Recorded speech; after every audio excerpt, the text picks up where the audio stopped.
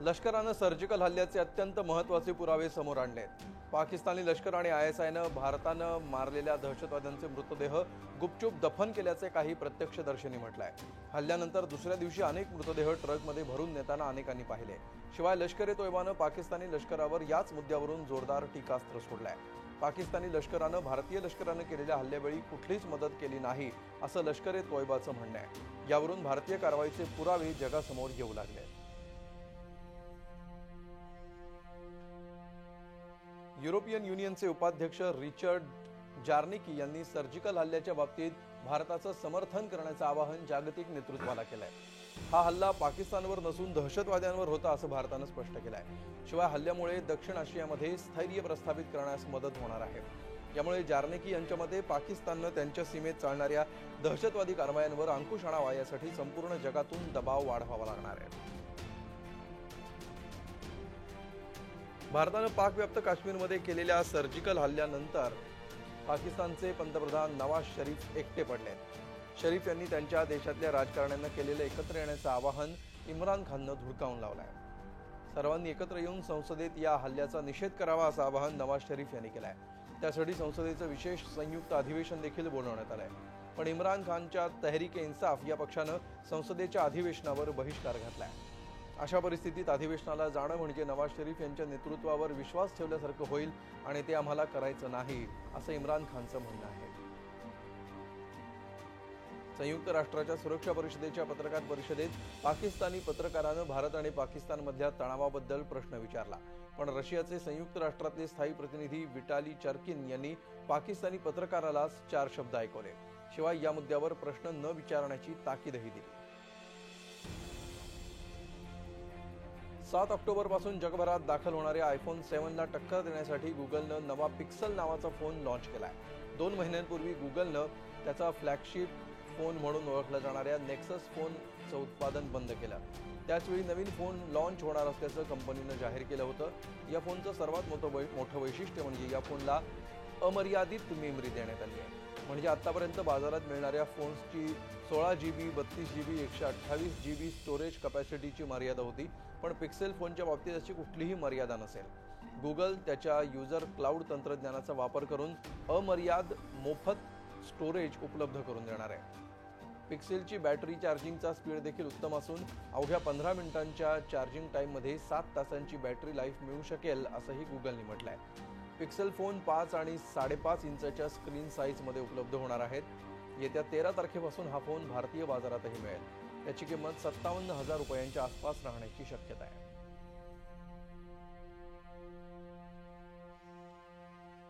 तुर्कस्तानात सरकारच्या जुलमांविरोधात पत्रकारांनी आंदोलन केलं। 15 जुलैला झालेल्या हल्ल्यानंतर 23 टीव्ही चॅनल बंद करण्यात आले, ज्यात लहान मुलांच्या कार्टून चॅनलचा देखील समावेश आहे। तसंच देशाच्या सुरक्षेबाबत प्रश्नचिन्ह निर्माण करत 11 रेडिओ स्टेशन्स देखील बंद करण्यात आले। याचा विरोध करण्यासाठी पत्रकारांनी हे आंदोलन केलं।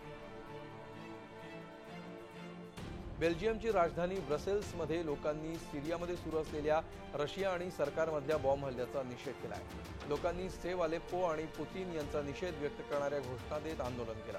बेल्जियमच्या ॲम्नेस्टी इंटरनॅशनलचे प्रमुख फिलिपे यांनी बेल्जियम सरकारला या प्रकरणी दखल घेण्याचं आवाहन केलंय। सिरियातल्या कुर्दिश भागात हसाकामध्ये बॉम्बस्फोट झाल्यामुळे खूपच तणावाचं वातावरण निर्माण झालं होतं। या स्फोटात 20 जणांचा मृत्यू झाला तर अनेक जण जखमी झालेत। हा भाग पीपल प्रोटेक्शन युनिटच्या ताब्यात आहे। दक्षिण अमेरिकेतल्या बोलिव्हिया जवळच्या सुक्रे शहरात मुसळधार पावसामुळे जनजीवन विस्कळीत झालंय। केवळ अर्ध्या तासात झालेल्या मुसळधार पावसामुळे रस्त्यांवर पाणी साचलं। एका शाळेची भिंतही कोसळली, ज्यामुळे अनेक शाळकरी मुलं जखमी झाली। घरात अडकलेल्या अनेक लोकांना सुरक्षित स्थळी हलवण्यात आलं। फिलिपिन्सचे राष्ट्रपती रॉड्रिगो ड्युटर्टे यांनी ओबामा यांना चक्क गो टू हेल म्हटलंय। अमेरिकेनं फिलिपिन्सला हत्यारं पुरवायला मनाई केल्यानंतर रॉड्रिगो यांनी हे वक्तव्य केलंय। इतकंच नाही तर चीन आणि रशिया शहराकडून आम्ही हत्यारं खरेदी करू असंही रॉड्रिगो यांनी म्हटलंय। अमेरिकेच्या न्यू जर्सीमध्ये गॅसचा स्फोट होऊन 2 घरं उद्ध्वस्त झाली तर एका घराला आग लागली। फायर डिपार्टमेंटला गॅस लिकेजची माहिती देण्यात आली होती, मात्र ते यायच्या आधीच स्फोट झाल्याचं म्हटलं जात आहे। या स्फोटामध्ये कुठलीही जीवितहानी झालेली नाही। विश्व स्वास्थ्य संघटनेनं अलेप्पो शहरावर एक रिपोर्ट सादर केलाय। अहवालानुसार 23 सप्टेंबर ते 2 ऑक्टोबर दरम्यान रशिया आणि सिरियाई सरकार यांच्यात झालेल्या बॉम्बस्फोटामध्ये अलेप्पो शहरातील 342 लोकांचा मृत्यू झालाय, तर 1129 लोक जखमी झालेत। मृत्युमुखी पडलेल्यांमध्ये 106 लहान मुलांचा सहभाग आहे। चीन के सिचुआन भागामध्ये एक भीषण कार अपघात झाला। या अपघातामध्ये 4 लोकांचा मृत्यू झाला, तर अनेक जण जखमी झालेत। हा अपघात बीजिंग से कनमिंगला जाणाऱ्या एक्सप्रेस वेवर झाला, ज्यामध्ये 5 कारची एकमेकांना टक्कर झाली। अपघाताचं नेमकं कारण अद्याप समजू शकलेलं नाही। समुद्री वादळ मैथ्यूने दक्षिण अमेरिकेतल्या हैतीमध्ये प्रवेश केलाय। या वादळामुळे मुसळधार पावसामुळे शहरात जोरदार वारे वाहत आहेत। संपूर्ण भागात पाणी भरल्यामुळे अनेक घरांचं नुकसान झालंय। समुद्रात गेलेल्या मच्छीमारांचाही मृत्यू झाल्याचं वृत्त आहे। रविवारी हैतीमध्ये राष्ट्रपती निवडणूक होणार आहे, मात्र वादळाचा परिणाम या निवडणुकीवर होणार असल्याचं बोललं जात आहे। मुंबई महापालिकेतले आरक्षण सोडत जाहीर होते नव्हते, तोच शिवसेना आणि भाजपमधला सत्ता संघर्ष विकोपाला जाताना दिसतोय। महापालिकेत शिवसेनेनं तयार केलेल्या माफियांचा अड्डा उद्ध्वस्त करू असं स्फोटक विधान आज भाजपचे खासदार किरीट सोमय्या यांनी केलंय। शिवाय यंदाच्या निवडणुकीत स्वबळावर मित्रपक्षांना सोबत घेऊन बहुमताची सत्ता आणून दाखवण्याचा विश्वास देखील सोमय्या यांनी व्यक्त केलाय। सोमय्या यांनी केलेल्या विधानावर शिवसेनेत बड्या नेत्यांनी अद्याप कुठलीही प्रतिक्रिया दिलेली नाही। भारतीय जनता पक्ष आपले जे छोटे 2-4 मित्र पक्ष आहेत त्यांचा बरोबर 227 जागा लढणार आहेत। मुंबई महापालिकेत शिवसेने आणि एका परिवाराने जो त्याला मुंबई महापालिकेला माफियाचा अड्डा बनवलाय, तो आम्ही अड्डा समाप्त करणार। भारतीय जनता पक्ष आपल्या छोट्या सहयोगी पक्षाबरोबर 227 जागा लढून स्वबळावर बहुमत घेऊन निवडून येणार आणि महापालिकेतला या शिवसेनेचे अड्डा, भ्रष्टाचाराचा अड्डा खतम करणार। कोपर्डी प्रकरणी 2 दिवसात आरोपपत्र दाखल केलं नाही तर राष्ट्रवादी काँग्रेस रस्त्यावर उतरेल असा इशारा खासदार सुप्रिया सुळे यांनी दिलाय। मुख्यमंत्र्यांनी महिन्याभरात आरोपपत्र दाखल करू असं सांगितलं होतं। आता 3 महिने होत आले तरी सुद्धा आरोपपत्र दाखल झालेलं नाही। त्याविषयी सुळेंनी तीव्र नाराजी व्यक्त केली आहे। शिवाय कोपर्डीच्या पीडितांना न्याय मिळवून देऊ असंही सुळे यांनी म्हटलंय। 11 ऑक्टोबर पर्यंत जर हे दाखल झालं नाही तर हे सगळे आरोपी सुटू शकतात। मी हात जोडून आपल्या सगळ्यांच्या विनंती करते महाराष्ट्राच्या मुख्यमंत्र्याला, बाबा रे या महिलेला न्याय मिळवून दे। आणि जर पुढच्या 2-3 दिवसात आपल्याला न्याय मिळवून दिला नाही तर मी चित्राताईंनी मगाशी मला आजच सकाळी सांगितलं की ताई, जर ह्या महाराष्ट्राच्या मुख्यमंत्र्यांनी पुढच्या 2 दिवसात चार्जशीट दाखल केली नाही तर राष्ट्रवादी काँग्रेस पक्ष रस्त्यावर उतरून त्या कोपर्डीच्या मुलीला न्याय मिळवून देईल। मराठा आरक्षणाबाबत हायकोर्टात भक्कम बाजू मांडण्यासाठी मराठा आरक्षण समन्वय समितीची मुख्यमंत्र्यांच्या वर्षा या निवासस्थानी महत्त्वपूर्ण बैठक झाली। मराठा समाज आर्थिक आणि शैक्षणिकदृष्ट्या कसा मागासलेला आहे ही बाब न्यायालयाला पटवून देण्याचा प्रयत्न सरकार करणार असल्याचं या बैठकीत मांडण्यात आलं। सुप्रीम कोर्टाचे ज्येष्ठ वकील हरीश साळवे हे सरकारच्या वतीनं मराठा आरक्षणासाठी हायकोर्टात बाजू मांडणार आहेत। विशेष म्हणजे मानधन न घेता साळवेंनी बाजू मांडण्याची तयारी दाखवली आहे। मुख्यमंत्र्यांसोबत या बैठकीला समन्वय समितीचे अध्यक्ष विनोद तावडे, महसूल मंत्री चंद्रकांत पाटील, सार्वजनिक उपक्रम मंत्री एकनाथ शिंदे, विरोधी पक्षनेते राधाकृष्ण विखे पाटील आणि माजी उपमुख्यमंत्री अजित पवार उपस्थित होते। कायदा बनवलेला आहे, आरक्षण कायद्याने देता येईल तर आम्ही कायदा पारित केला तर तो कायदा चॅलेंज केला। पण आधीच्या सरकारने कायदा केला होता त्यावेळी ज्या गोष्टी नव्हत्या आणि ज्या गोष्टी माननीय उच्च न्यायालयाने मागितल्या होत्या त्या सगळ्या गोष्टींची तयारी आता तर राज्य सरकार केली आहे, करतंय।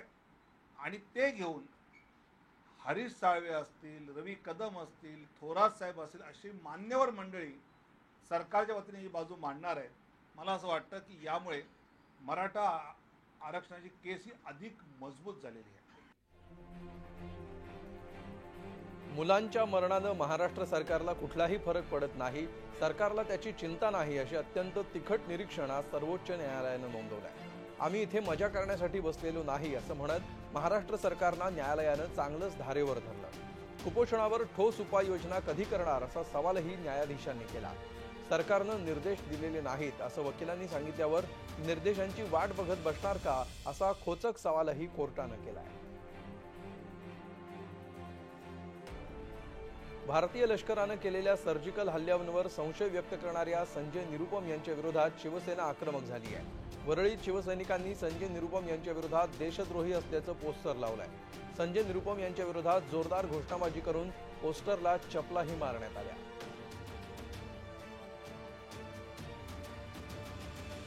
औरंगाबादमध्ये झालेल्या लाठीमाराच्या विरोधात राज्यातल्या विनाअनुदानित शाळा एक दिवस बंद ठेवण्याचा निर्णय घेण्यात आलाय. महाराष्ट्र राज्य कायम विनाअनुदानित शाळा कृती समितीनं हा निर्णय घेतलाय. मागण्या समजून न घेता बेदम मारहाण करण्यात आली, म्हणून शासनाचा निषेध करण्यासाठी गुरुवारी हा बंद ठेवण्यात येणार आहे.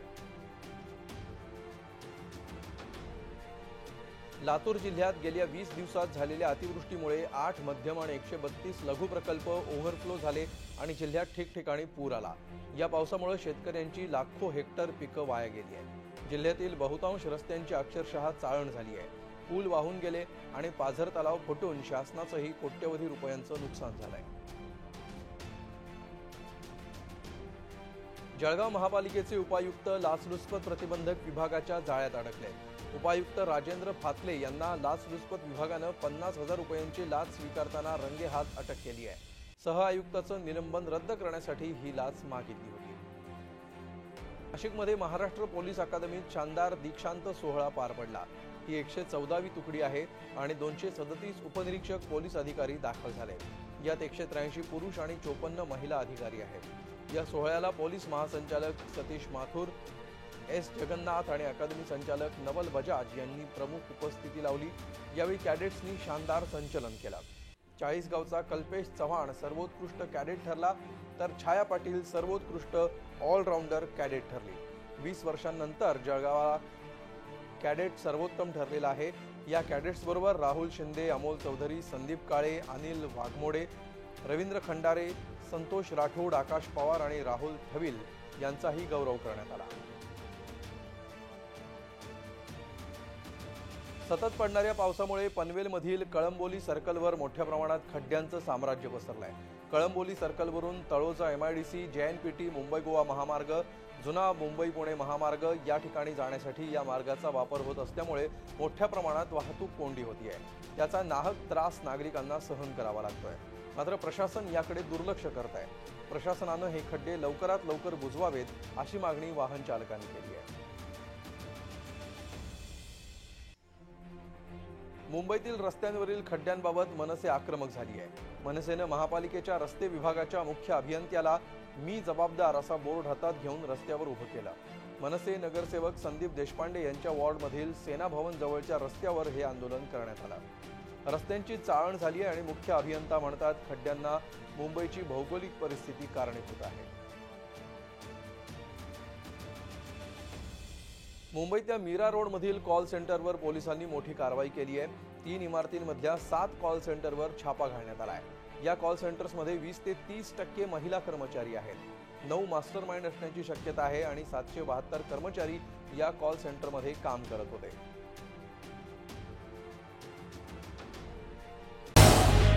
झी 24 तास रहा एक पाऊल पुढे.